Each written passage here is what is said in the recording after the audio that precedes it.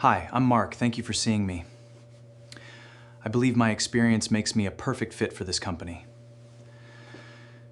You can do this. He straightened his tie for the 11th time. Not the 10th, not a rough estimate rounded down to sound better in the retelling, but the 11th, because Marcus Webb had started counting somewhere around the fourth adjustment, back when counting still felt like a way of proving to himself that he was in control of something, anything, on a morning when almost nothing else in his life felt controllable at all. He'd practiced this moment for 6 days.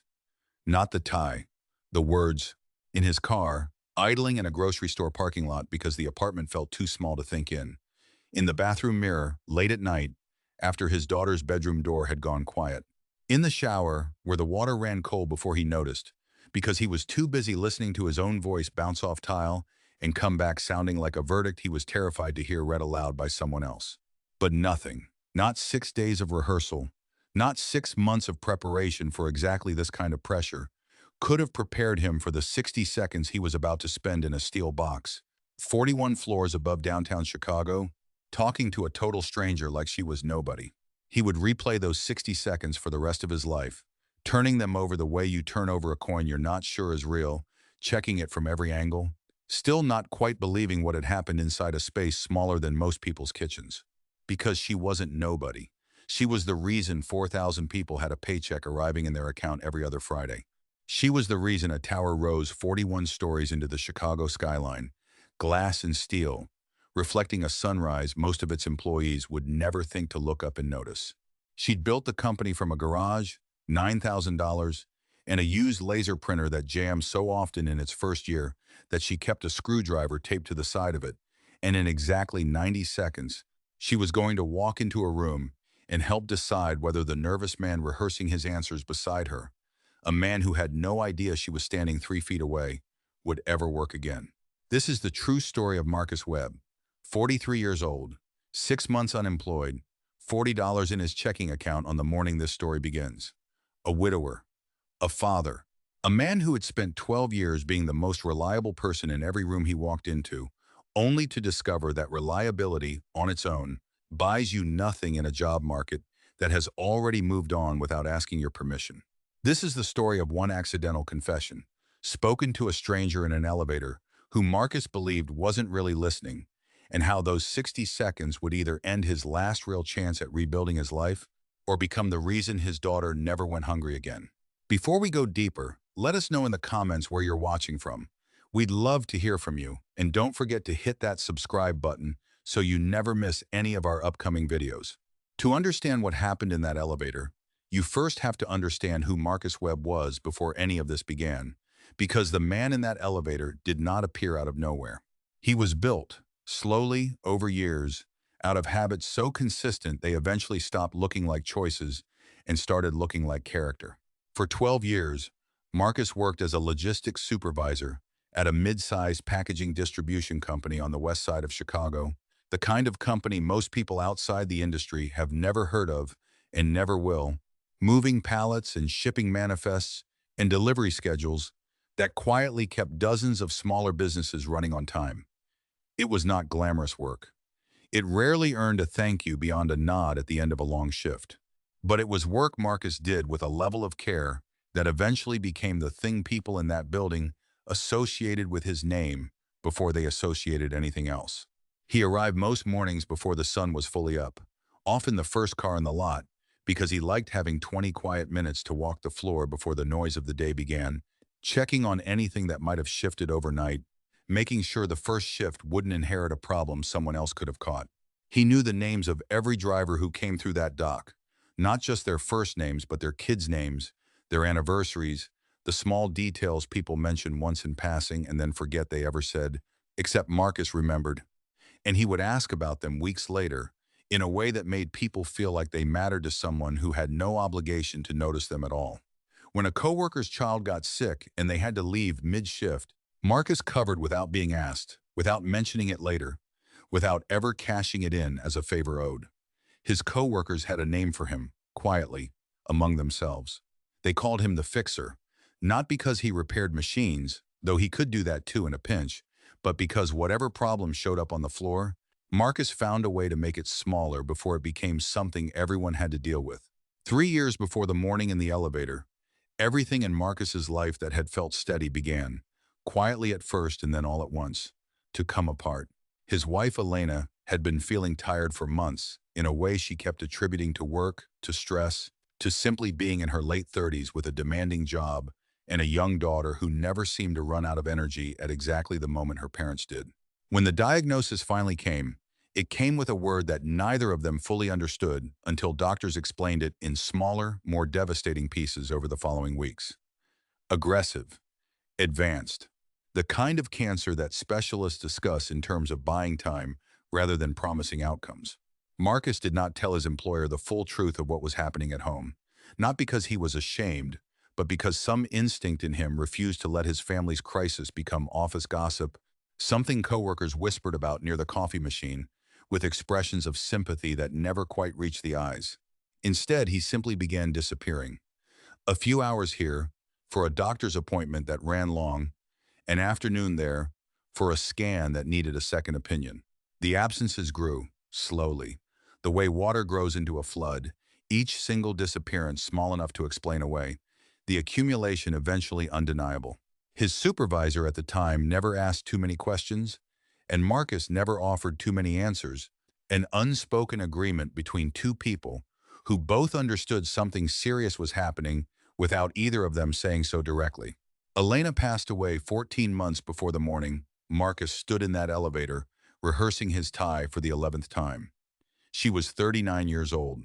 She left behind a husband who did not know how to grieve while also parenting, and a 7-year-old daughter named Ruby who, in the early months afterward, would sometimes wake in the night asking if her mother was simply working late, if she might still walk through the door before morning.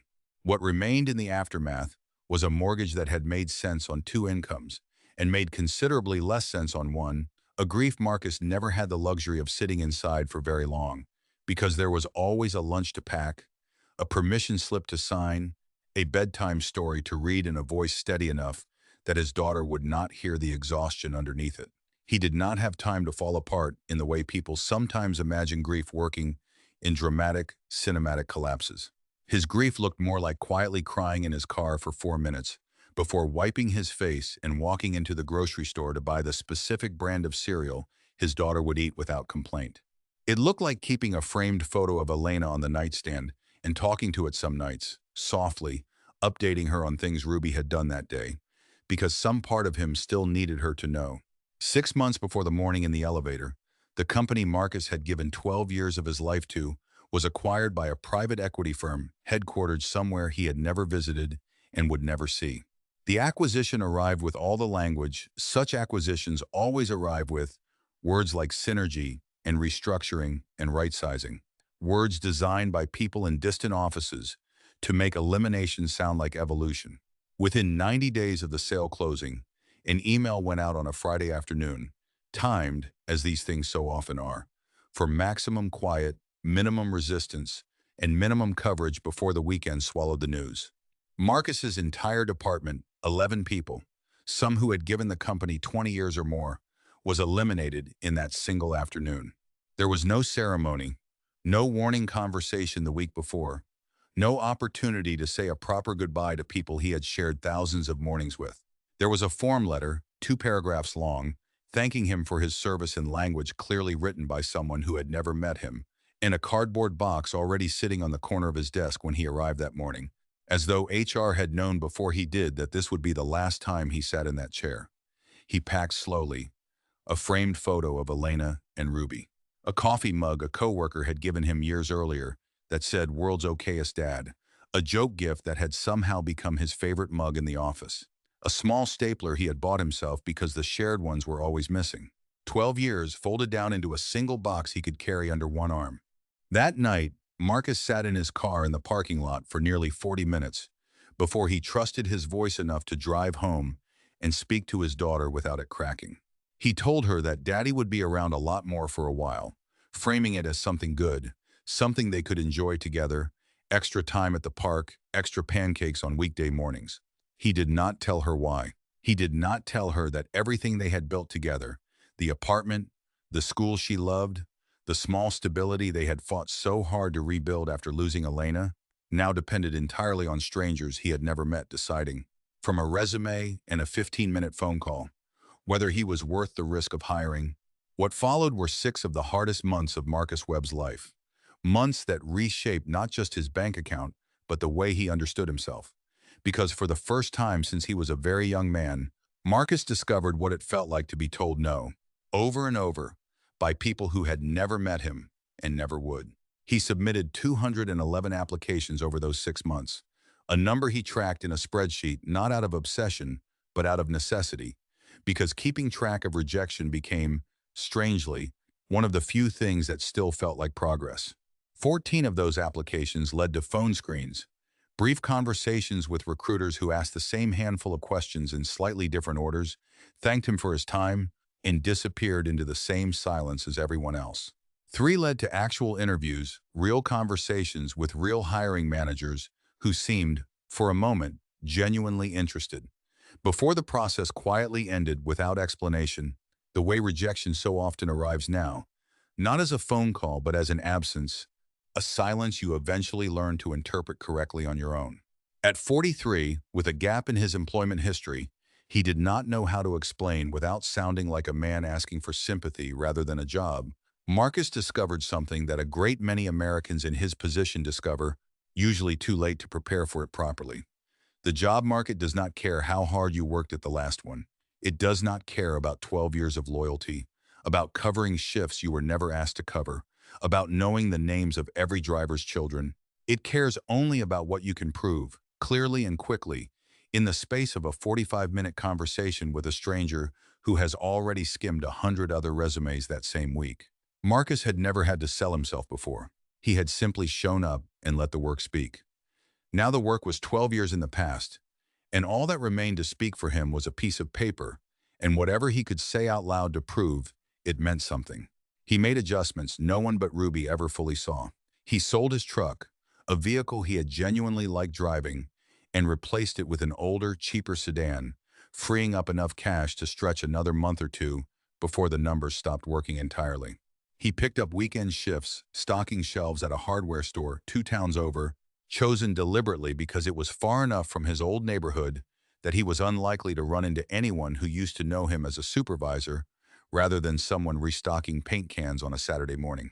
He wore a kind of quiet dignity into that job the way some men wear a uniform, determined that Ruby would never sense, in the small details of their life, how close to the edge they were actually standing.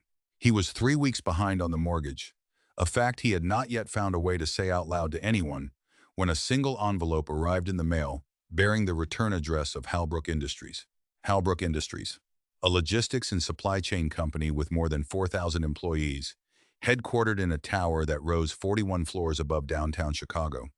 A company Marcus had applied to almost as an afterthought, one application among 211, never expecting it to be the one that answered back. The position was Regional Operations Supervisor, a role that, on paper, matched almost precisely the 12 years of experience Marcus had spent building without ever imagining he would one day have to defend it to strangers. He had already made it through 2 rounds of screening he barely remembered agreeing to, phone conversations conducted in the parking lot of the hardware store during a break, his voice steady even as his hands trembled slightly around the phone. Now there was a final round, in person, at corporate headquarters, scheduled 6 days out. It was, without question, the furthest Marcus had gotten in 6 months of trying, and he understood, somewhere underneath the hope he was trying carefully, not to feel too much of, that this might be the last real chance the math of his life would allow him. Marcus did not have a career coach. He did not have a friend inside the industry who could walk him through what a company like Halbrook was really looking for. No mentor from some previous job who owed him a favor and a few insider tips. What he had was a yellow legal pad, a laptop old enough that it took nearly a full minute to open a browser window, and a single video he had found late one night, a career coach explaining something called the behavioral interview method, the idea that hiring managers ask about the past because the past is the only reliable evidence anyone has of the future. Marcus watched that video 4 times, taking notes each time as though new details might reveal themselves on a 5th pass, and from it he built a structure for himself. 6 days to fill with practice, 45 minutes a night after Ruby had gone to sleep, and the apartment had gone quiet enough to hear himself think. He wrote out every question he imagined they might ask him, and beneath each one, before he allowed himself to polish anything into something interview appropriate, he first wrote down the true answer, unfiltered, the version he would never actually say out loud in a professional room. It was a strange exercise, confronting the honest version of himself on paper before deciding how much of it was safe to share. And some nights the true answers surprised him, revealing things about the last 6 months he had not fully admitted to himself until he saw them written in his own handwriting under fluorescent kitchen light. Night after night, one particular question kept pulling him back to the same story, a story he had never once used in a professional setting before, because it had always felt like something too personal, too raw, to hand over as evidence of his competence. It was the story of a night 2 years before Elena's diagnosis had turned everything upside down. A night when a small electrical fire broke out in the warehouse where Marcus worked, sparked by an aging junction box no one had gotten around to replacing. Elena was in the hospital that same night, not yet diagnosed, but already unwell enough that Marcus had been splitting his hours between work and her bedside for weeks. When the alarm sounded, most supervisors on shift would have called it in and waited for management or the fire department to arrive and take charge. Marcus did not wait. He personally walked the floor, evacuating 19 employees section by section, checking every corner twice, staying until he was certain, absolutely certain, that no one remained inside, before he finally handed the scene over to arriving emergency crews and drove straight to the hospital without stopping to change out of smoke-smelling clothes. Nothing was ever damaged beyond repair. No one was hurt. It was, in the practical language of workplace safety, an uneventful incident successfully managed. But to Marcus, it remained the single, clearest proof of who he was when it actually mattered. And something told him, 6 days out from the most important interview of his life, that this story finally belonged somewhere other than locked away in his own memory. He rehearsed it obsessively, and every single time, without exception.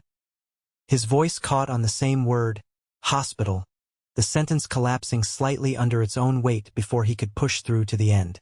During those same 6 days, while he rehearsed in front of his bathroom mirror each night, he continued, out of necessity rather than hope, applying to other positions, unwilling to let a single interview, however promising, become the only plan standing between his family and disaster. 3 more rejections arrived during that week, each one absorbed quietly, without comment, filed away the way he had learned to file away all the others, a skill that had become, unfortunately, one of the more refined abilities he had developed over the previous 6 months.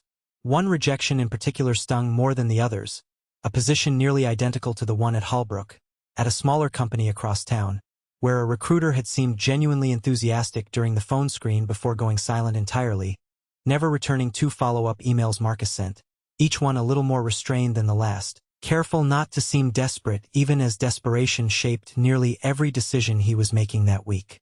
On the 4th night, exhausted and increasingly uncertain whether 6 days of rehearsal in an empty apartment could possibly prepare him for anything, Marcus nearly abandoned the fire story entirely, deciding it was too personal, too likely to make him appear unstable rather than composed in front of strangers who did not know him and had no reason to extend him any patience. He sat at the kitchen table late that night, legal pad in front of him, seriously considering crossing it out and replacing it with a safer, more generic answer about a supply chain deadline he had once met under pressure, something with no emotional risk attached to it at all. It was Ruby, unexpectedly awake and padding into the kitchen for a glass of water, who changed his mind without ever knowing she had done so. She noticed her father sitting quietly at the table, papers spread in front of him, and asked, in the unguarded way children ask difficult questions without understanding their weight, whether he was still sad about Mom. Marcus told her he was, sometimes, and that being sad about her didn't mean he'd stopped being proud of things they had done together, including the night he'd stayed late at work to help people get out safely while she was in the hospital. Ruby considered this for a moment, the way children consider things that adults have long overcomplicated, and said simply that it sounded like something a superhero dad would do, then asked for her water and returned to bed, entirely unaware that she had just talked her father out of erasing the one story that would, 6 days later, change the direction of both their lives. He kept rehearsing it after that, in the car, while making Ruby's lunch, standing in line at the pharmacy, moving his lips without sound, unaware that in 2 days he would say those exact sentences, in full, out loud, in front of a stranger who would turn out to be the one person in the entire building whose opinion mattered more than anyone else's. On the morning of the interview, Marcus woke before his alarm, the way people often do when a day carries enough weight to interrupt sleep on its own. He lay still for a moment in the gray early light, running through the plan one final time in his head, before rising quietly so as not to wake Ruby, who had school that morning and a routine that could not be disrupted no matter how significant his own day might be. He made her breakfast first, the way he always did, because some part of him understood that keeping her life ordinary was its own kind of preparation, a way of proving to himself that whatever happened in the next few hours, her world would remain steady underneath her. He walked her to the bus stop, watched her climb the steps with her backpack slightly too large for her shoulders, and only once the bus pulled away did he allow his expression to shift into the focused, nervous mask he would wear for the rest of the morning. He dressed carefully in the one suit he owned that still fit the way it should, a navy suit he had bought years earlier for a cousin's wedding and had kept pressed and ready in the back of his closet ever since, as though some part of him always suspected he would need it again someday for a reason he couldn't yet name. He checked his reflection twice, adjusted his tie for the first of what would eventually become 11 times, and gathered his folder from the kitchen table, a single crisp copy of his resume printed on paper heavier and more expensive than he could genuinely justify buying, tucked beneath the yellow legal pad covered in 6 days of handwritten rehearsal. He arrived downtown with time to spare, parked 2 blocks away in a garage he'd researched in advance because it was cheaper than the ones directly beneath the tower, and walked the remaining distance early enough that he stood outside Halbrook Industries for several minutes before he finally allowed himself to go inside. The lobby was exactly the kind of space designed to make a person feel smaller than they were, polished marble stretching in every direction, sunlight pouring through windows 2 stories tall, security guards positioned at a long desk checking badges with practiced efficiency. Marcus checked in, gave his name, waited while a guard confirmed his appointment against a screen, and was handed a visitor badge that he clipped carefully to his jacket pocket, straightening it twice before walking toward the elevator banks marked for floors 30 through 50. He arrived 16 minutes before his scheduled interview time, a margin he had planned deliberately, because a man who has heard the word no more than 200 times in 6 months learns not to leave anything, not even minutes, to chance. He caught his reflection one final time in the polished steel of the elevator doors, adjusted his tie for what he did not consciously count as the 11th time, though it was, and stepped into an empty car as the doors slid open before him. He pressed the button for the 41st floor and watched the doors begin their slow, mechanical slide toward closing, allowing himself, for just a moment, to believe he was about to receive 60 seconds of complete privacy, one last uninterrupted stretch of solitude before the most important conversation of his year began. It was, he would later admit, the last quiet certainty he had that morning, the last moment before everything shifted in a direction he could never have anticipated. At the very last possible second, before the doors could fully seal, a hand reached between them from the outside, and they slid back open with a soft mechanical hum, revealing a woman standing just beyond the threshold, phone in one hand, already scrolling through something on the screen with the particular focus of someone deeply accustomed to moving through crowded spaces without truly seeing them. She stepped inside without acknowledging him beyond the faintest, automatic nod strangers give each other in elevators, a gesture so small it barely registered. She wore a simple charcoal blazer, unremarkable in every visible way.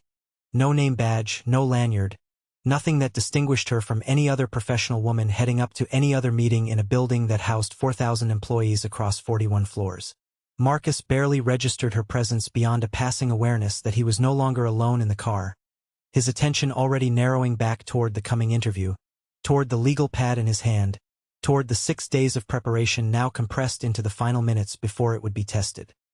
He had no way of knowing, standing there adjusting his cuffs and running through his opening lines in his head, that the woman beside him had built the very building rising around them, floor by floor, from a garage that once held nothing but $9,000, a folding table, and a used laser printer that jammed so often in its first year that she had learned to fix it herself with nothing more than a screwdriver and stubbornness. The doors closed. The elevator began its climb. For the first 8 floors, nothing happened beyond the low mechanical hum beneath their feet and the soft, rhythmic chime marking each passing level. 2 strangers standing in the particular, careful silence people instinctively maintain in elevators the world over, eyes forward, bodies angled slightly away from each other, both pretending an interest in something other than the small shared space they currently occupied. But 6 days of rehearsal, layered on top of 6 months of accumulated rejection, had built a pressure inside Marcus that 8 floors of silence could not fully contain, and somewhere around the 9th floor, without entirely deciding to, he began speaking under his breath, the words slipping out before he had consciously chosen to release them. He glanced sideways first, an instinctive check, the kind of glance any person makes before allowing themselves to speak aloud in a public space, and what he saw reassured him enough to continue.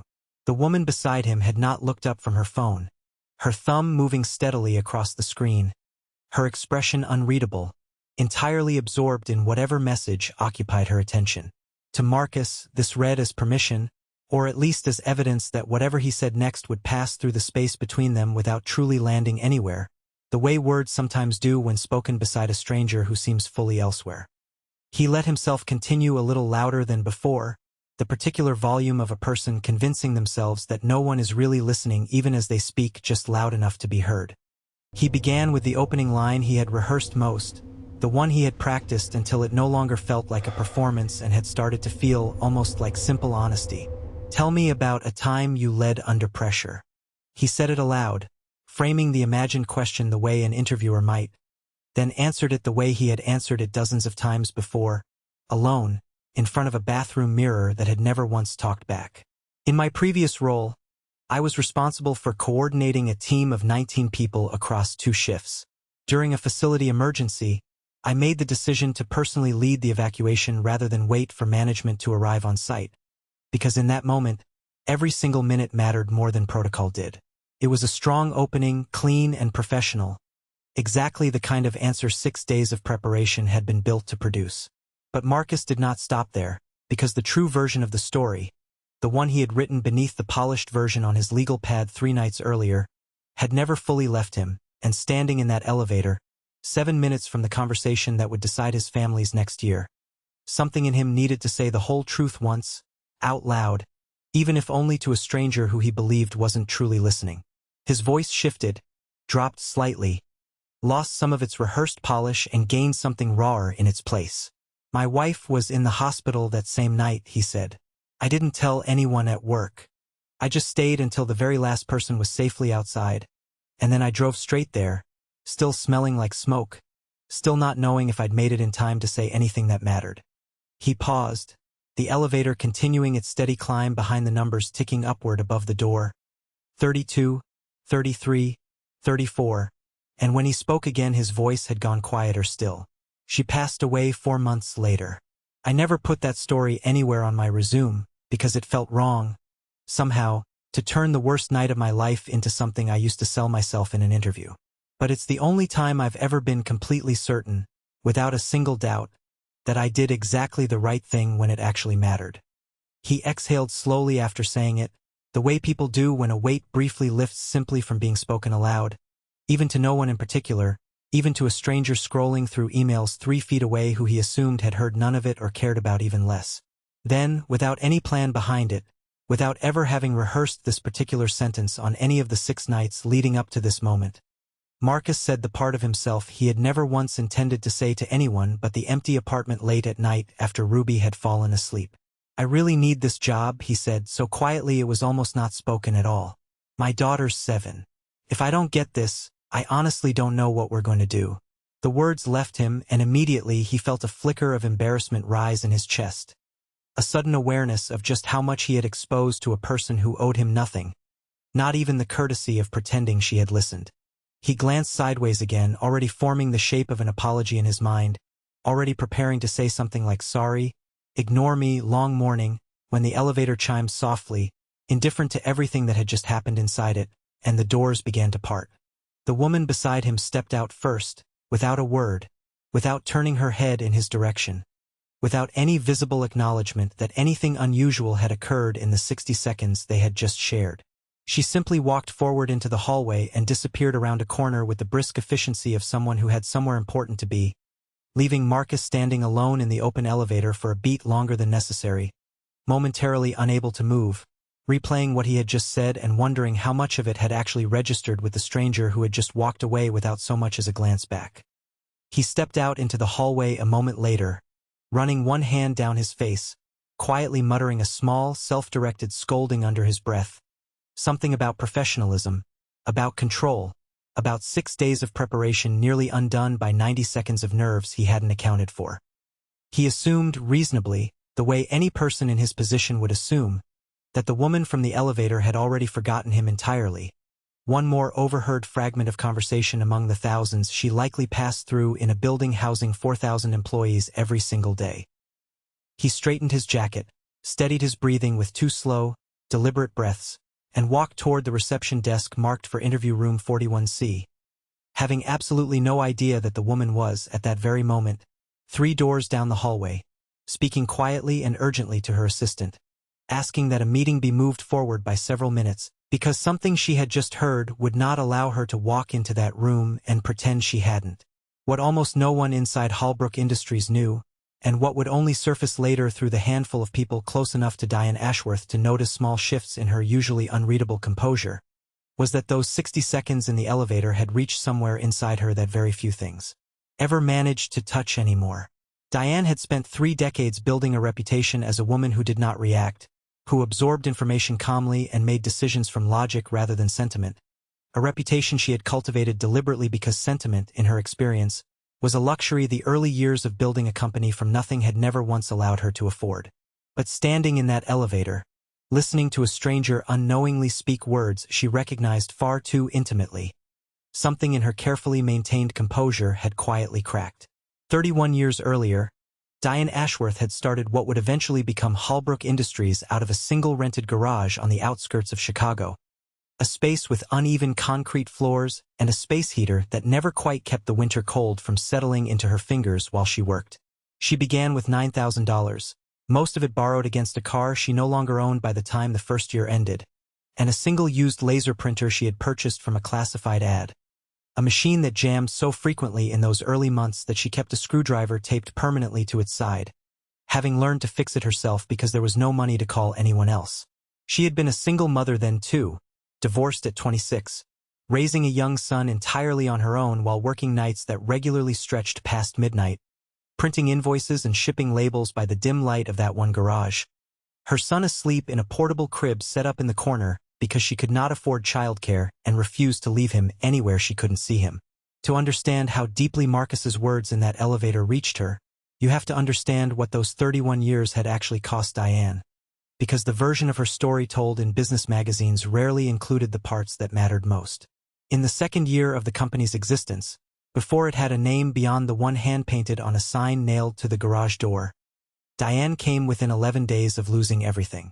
A client who represented nearly 60% of her revenue at the time canceled a contract without warning, and for those 11 days, she did not know whether she would be able to make payroll for the 2 employees who had trusted her enough to leave stable jobs and join something unproven. She sold a ring that had belonged to her grandmother to cover the gap, telling no one, not even her son, who was too young at the time to understand what his mother had quietly given up to keep the lights on. There were other moments too, harder to speak about even decades later. A winter when the garage heater broke entirely and she worked through December in a coat, breath visible in the air, because repairing it would have meant missing a supplier payment. A summer when her son, then 5 years old, asked why they never went anywhere like the other kids at his school did, and Diane had no honest answer that wouldn't frighten him, so she simply promised him someday, a word she repeated so often over those years that it eventually stopped feeling like a promise and started feeling like a prayer. She built Halbrook Industries not from confidence, but from refusing, day after day, to let the fear win, which is a distinction she rarely explained to anyone, because it made the story sound less like triumph and more like survival, and for a long time she wasn't sure the world wanted to hear the difference. By the time her son turned 12, the company had grown enough to move out of the garage entirely, into a small leased warehouse across town, and Diane remembered that move as one of the proudest days of her life, prouder even than the day, years later, when Halbrook's tower broke ground downtown. She kept a photograph from that first warehouse framed in her office, not the polished, professional kind of photograph companies typically display, but a simple snapshot of her son standing beside a stack of shipping boxes, grinning, unaware of how close his mother had come to losing it all before he was old enough to understand what losing it would have meant. It was that photograph, more than any boardroom or balance sheet, that Diane found herself thinking of the moment she stepped out of the elevator on the morning she met Marcus Webb, because something in his voice had reached backward through 31 years and found her standing, once again, in that cold garage, saying words she never expected anyone else to understand. There had been more evenings than she could ever fully count when Diane, alone in that garage at 2 in the morning, exhausted in a way that went beyond simple tiredness, had said quiet words to herself that no one else was ever meant to hear, words remarkably, almost exactly, like the ones Marcus had just spoken beside her in that elevator. I really need this to work. My son's 3. If this doesn't work, I don't know what we're going to do. She had said some version of that sentence to herself more times than she could count during those early years, whispered into the quiet of an empty garage with no one listening, except a sleeping toddler who would never remember any of it, and hearing a stranger say something so close to it, 31 years later, in an elevator inside the very building that garage had eventually become, had struck her with a force she had not expected and did not entirely know how to process in the moment. She stepped off the elevator and walked directly into her office, closing the door behind her with more force than she intended, and stood still for a long moment, one hand resting on her desk, before she trusted herself to move again. She set her phone down, picked it back up, and called her assistant, her voice steady in a way that gave away nothing of what she was actually feeling underneath it. "Sandra," she said, "pull the complete file on the 9:30 candidate for Regional Operations Supervisor. His name is Marcus Webb. I want everything you have, employment history, references, all of it, and I want it before he sits down in that interview room." This was not, she would later insist to the few people who ever asked her directly about it, an instinct to disqualify a candidate for oversharing in an unguarded moment. It was something closer to disbelief, a need to verify whether the words she had just heard matched a real record, or whether her own memory of that garage had simply projected itself onto a stranger who happened to say something similar. Within 11 minutes, the file Sandra assembled and delivered to Diane's desk told a story that matched, almost precisely, word for word, everything Marcus had said without any awareness that someone important was standing close enough to hear him. 12 years of continuous employment with a single previous employer, 0 disciplinary actions on record. A confirmed account, cross-referenced against an old incident report, of an emergency evacuation Marcus had personally led 2 years earlier, resulting in no injuries and no property loss beyond the initial fire itself. A layoff that had occurred as part of a documented, company-wide restructuring following a private equity acquisition, with absolutely nothing in the record suggesting performance had played any role in the decision. A written reference from a former supervisor describing Marcus, in language stronger than most references ever use, as the best operations mind she had worked alongside in 20 years in the industry. There was no exaggeration anywhere in what Diane read. Every detail Marcus had spoken aloud, believing himself unheard, checked out completely, cleanly, without a single inconsistency. Diane sat with the file open in front of her for several minutes longer than she needed to, considering what to do with what she now knew. She could have proceeded with the interview exactly as originally scheduled, allowing the 2 hiring managers already assigned to the process to conduct it without her involvement, treating the elevator as a strange, private coincidence never to be mentioned again. It would have been the simpler choice, the choice that avoided any risk of appearing to show favoritism toward a candidate she happened to share an elevator with on the very morning of his interview. Instead, she closed the file, stood, straightened her blazer, and made a decision that would surprise even the people who had worked alongside her for years and believed they understood exactly how she operated. She decided to sit in on the interview herself. She did not announce her intention to anyone beyond the brief instruction she gave Sandra on her way out of the office. And she did not ask the 2 hiring managers already seated in interview room 41C for permission or explanation before joining them.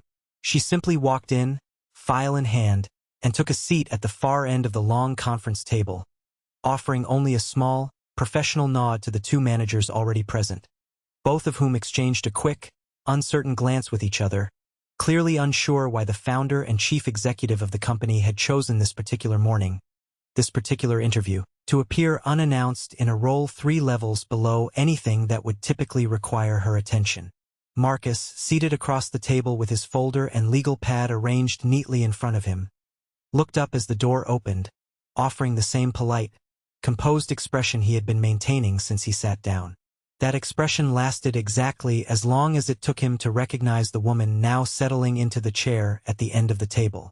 The moment recognition landed, every trace of color drained visibly from his face, and for several seconds he found himself unable to speak, unable to do anything beyond stare, caught somewhere between disbelief and a rising, suffocating certainty that whatever unguarded thing had slipped out of him in that elevator had now followed him directly into the one room where it could cost him absolutely everything he had left. He recognized her instantly, the same charcoal blazer, the same unreadable composure, and in that instant Marcus became certain, with the particular clarity that comes only from genuine panic, that his interview had already ended before it had properly begun. Whatever hope he had carried into that building 16 minutes early, whatever careful preparation 6 days of rehearsal had built inside him, felt, in that single moment, like it had evaporated entirely, replaced by the sinking understanding that he had somehow managed to sabotage his own last real chance without even realizing he was doing it. He reached for the glass of water in front of him, more out of a need to occupy his trembling hands than any actual thirst, and held it without drinking from it, watching the surface of the water tremble slightly in his grip. For nearly 20 minutes, the interview proceeded in a manner that, to the two hiring managers unaware of what had happened earlier that morning, appeared entirely ordinary. They asked their prepared questions about supply chain logistics, about how Marcus would approach conflicting priorities across multiple distribution centers, about a hypothetical scenario involving a delayed shipment and an unhappy client. Marcus answered each question as steadily as he could manage, drawing on 12 years of genuine experience, though his eyes kept drifting, almost against his will, toward the far end of the table, toward the woman who had said nothing since sitting down, whose expression remained carefully, professionally unreadable throughout, giving him absolutely nothing to read, no small signal of reassurance or disapproval, nothing to hold on to beyond the growing certainty in his own mind that this conversation was already a formality, its outcome already decided somewhere between the 9th and 41st floors.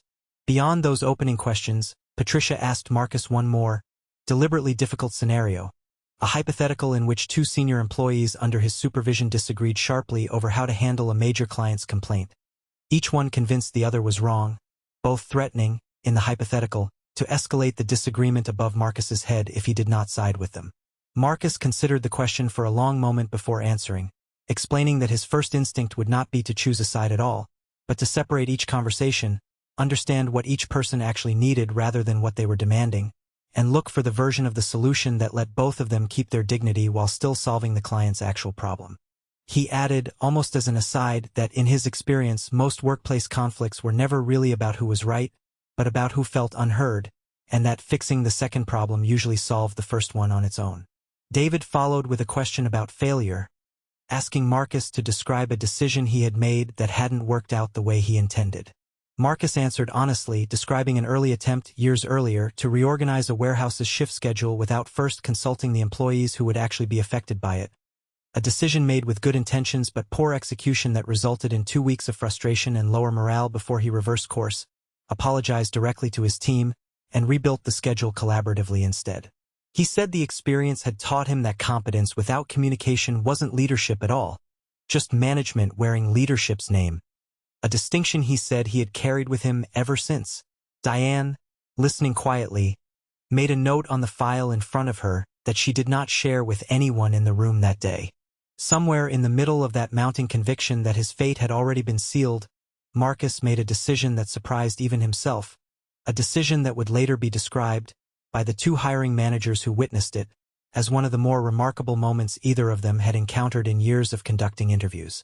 If he was going to lose this opportunity regardless of anything he said in that room, he reasoned silently, somewhere in the space of a single breath, then he would rather lose it having been honest than lose it having spent the entire conversation pretending nothing unusual had happened. He set down the glass of water, straightened in his chair with a visible effort of will, and addressed the table directly, his voice steadier than he expected it to sound given how unsteady he actually felt underneath it. Before we go any further, he said, I want to address something. I was in the elevator this morning with someone, and I said some things out loud that I probably shouldn't have said in a professional setting. I want to apologize for that. It won't affect how I show up for the rest of this conversation. The two hiring managers exchanged another confused glance, having absolutely no idea what he was referring to. No context for an elevator or a conversation that had occurred before either of them had ever laid eyes on him that morning. But at the far end of the table, Diane finally set down the pen she had been holding since sitting down, and for the first time since walking into that room, something in her carefully maintained expression began, subtly but unmistakably, to shift. "Marcus," she said, and something in the way she said his name, quiet, deliberate, carried a weight that made both hiring managers instinctively lean forward, sensing that whatever was about to happen mattered more than anything discussed in the previous 20 minutes. "I want to be direct with you because I think you've earned that much. My name is Diane Ashworth. I'm the founder and chief executive of this company." The room went completely silent, the kind of silence that seems to press against your eardrums, and Marcus felt the floor tilt slightly beneath him, a sensation he would later describe as something close to vertigo, the particular dizziness of a moment reorganizing itself entirely around information you were never prepared to receive. "Ms. Ashworth," he began, his voice catching, "I am so sorry. I had no idea. I would never have said any of that if I'd known who." Diane raised one hand gently, not sharply, not in a way meant to silence him, but in a way meant to slow the moment down enough for him to actually hear what she was about to say. "I know you had no idea," she said. "That's exactly why what you said mattered as much as it did." She paused there, allowing the sentence room to settle before continuing, her voice steady but carrying something underneath its professional composure that had not been present in the room until this exact moment. 31 years ago, she said, turning slightly to include the two stunned hiring managers in what she was about to share, "I built this company out of a garage with $9,000 and a used laser printer that jammed so often in its first year that I kept a screwdriver taped to the side of it just to keep it running. I was a single mother then too. My son slept in a crib in the corner of that garage, some nights, because I couldn't afford anywhere else for him to be while I worked. And there were more evenings than I can count when I said, quietly to myself, alone, almost exactly what you said in that elevator this morning, because I needed to hear someone say it, even if the only someone available was me." Marcus stared at her, unable to fully process what he was hearing, the enormity of the coincidence, the strangeness of discovering that the woman who had overheard his most private, unguarded confession had lived a version of that same confession herself, decades earlier, in circumstances he could never have imagined belonged to someone who now ran a company employing 4,000 people across a 41-story tower. "I had your file pulled the moment we stepped off that elevator," Diane continued. "I wasn't looking for a reason to eliminate you. I was looking for a reason to understand what I'd just heard. And everything in that file, your history, your record, the story about the fire, all of it, matched exactly what you said, word for word, without you knowing anyone important was listening. That, Marcus, is the rarest thing I encounter inside a building I built myself. People perform for me constantly. You never once had the chance to." She leaned forward slightly, her tone shifting, gaining a firmness that had not been present a moment earlier, an edge that made clear this conversation was not softening into simple sentiment.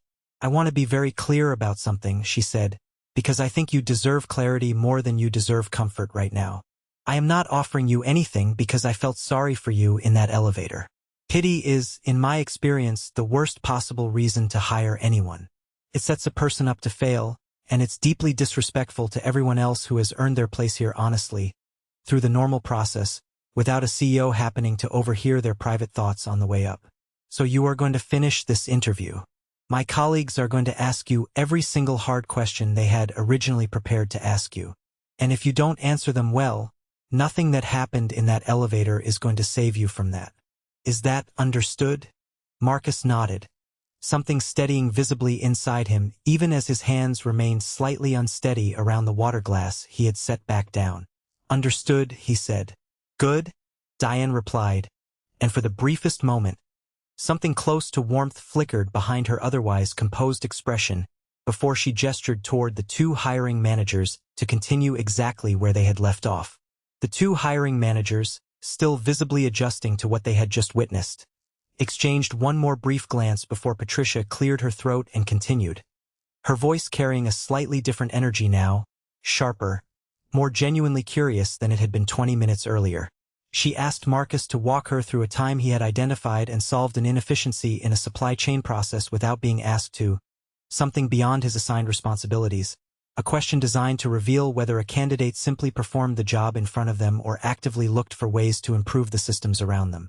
Marcus answered this time with a clarity that had nothing to do with the legal pad sitting untouched in front of him, describing a shipping route restructuring he had proposed on his own initiative 3 years earlier, after noticing that a significant percentage of deliveries were being routed through a distribution point that added nearly a full day to transit times for no operational reason beyond outdated scheduling software no one had bothered to update. He had spent 2 unpaid weekends mapping an alternative route, presented it to his supervisor with detailed cost projections, and watched it implemented company-wide within a month, ultimately saving the company just over $340,000 annually, a number he stated plainly, without inflating it, the way a person states a fact they know to be true rather than a figure they are hoping will impress someone. By the time the interview reached its natural conclusion, nearly an hour after it began, the energy in the room had shifted entirely from where it had started. Patricia closed her folder, glanced briefly at David, and then at Diane, before turning back to Marcus with a genuine, unguarded smile that had nothing performative about it. "Thank you, Marcus," she said. "We have quite a lot to discuss internally, but I want you to know this has been one of the strongest interviews I've been part of in a long time." Marcus thanked them, shook each hand offered to him, including, finally, Diane's, who held his gaze for a moment longer than a simple handshake required, saying nothing further, allowing the silence between them to carry whatever remained unsaid. He walked out of Halbrook Industries that afternoon without any promise of an offer, because Diane had made none deliberately, and because even a company built by someone who remembered raising a child in a garage still operated within processes that had to run their proper course. References needed confirming. Other candidates, technically, were still somewhere in consideration, though Patricia would later admit privately that she already knew, walking out of that room, exactly who Halbrook was going to hire. For 3 days following the interview, Marcus returned to the same careful rhythm he had lived inside for 6 months. A rhythm built entirely around protecting his daughter from the weight of uncertainty he carried privately underneath it. He picked Ruby up from school each afternoon, asked about her day with genuine attention, helped with homework at the kitchen table, made dinner, read to her before bed in a voice that gave nothing away. Privately, those 3 days were among the longest of the entire process. He checked his phone constantly, replayed the interview in his mind repeatedly, questioning individual answers, telling himself over and over not to hope too openly because hoping too openly over the previous 6 months had cost him more than he had ever admitted out loud. On the 4th day, at 17 minutes to 5 in the afternoon, while standing in his kitchen preparing dinner, his phone rang, displaying a Chicago number he did not immediately recognize. "Hello, this is Marcus," he said, his voice carefully neutral, guarding against disappointment even as something in his chest tightened. "Marcus, hi, this is Patricia Nunez from Halbrook Industries," the voice on the other end said, warm and immediately familiar. "I'm calling to officially offer you the position of Regional Operations Supervisor." In an ordinary kitchen on an ordinary Tuesday afternoon, someone had finally, after 211 attempts, told him yes. Marcus sat down hard in the nearest chair, one hand rising involuntarily to cover his mouth. When Ruby walked in, drawn by the sound of her father's voice cracking in a way she had not heard in a long time, and asked if he was okay, Marcus pulled her into his arms, laughing and crying in the same breath. "Yeah, baby," he said, his voice thick. "Yeah, I'm okay. I'm more than okay." Tucked inside the formal written offer that arrived by courier 2 days later was a small, sealed envelope Marcus almost overlooked entirely. Inside was a short, handwritten note, 6 words long. "You didn't know I was listening." "I did." It was signed only with 2 initials, DA. Word of what had happened in the elevator did not spread officially, but stories inside large companies rarely stay contained, and within Marcus's first month at Halbrook Industries, a version of the story, some details accurate, others slightly exaggerated in the retelling, had quietly circulated through several departments. Marcus never confirmed or denied any particular version, uncomfortable with the attention, but he noticed, in his first weeks, that colleagues seemed to watch him a little more closely than they might have watched any other new hire. It did not take long for the same reputation that had followed him at his previous company to reattach itself to him at Halbrook. Colleagues half-joking that the new supervisor had a habit of fixing problems before anyone else noticed they existed. Ruby's life changed too, in smaller, steadier ways that mattered more to Marcus than any title or salary increase. He no longer flinched slightly every time the mortgage came due. He signed her up for a weekend art class she had been asking about for over a year. Underneath the sameness of their small daily rituals sat a steadiness that had been missing for a long time. Marcus kept that note. Years later, long after he had settled fully into his role, eventually earning a promotion to oversee 4 separate distribution centers across the Midwest, it remained taped inside the top drawer of his desk, a small, private reminder of the 60 seconds that had changed the entire direction of his life without his ever intending them to. There is something worth sitting with in a story like this one, something beyond the surprise of the coincidence itself. Most of us move through our days assuming no one important is listening in the small, unguarded moments, the muttered words in an elevator, the quiet confession spoken to no one in particular while waiting in line, the private fear admitted only to an empty room late at night. We save our composed, polished versions of ourselves for the people we believe are actually watching, and we assume the rest, the honest, unfiltered parts, belong only to us. But every so often, someone is listening after all, and what they hear in those unguarded seconds often tells them more about who we are than anything we could have rehearsed. Marcus never planned to be honest in that elevator.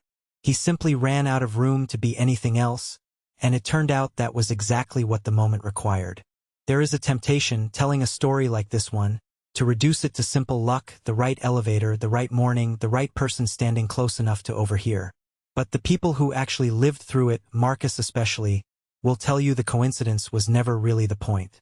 The point was what Marcus chose to do in 60 seconds. He genuinely believed no one important was watching, and how that single choice, made without any strategy behind it, ended up costing him nothing at all, and giving him back everything he had been afraid he had already lost. If this story moved you, let us know in the comments what you would have done in that same elevator. And if you want more stories like this one, make sure you're subscribed, because there are many more waiting for you.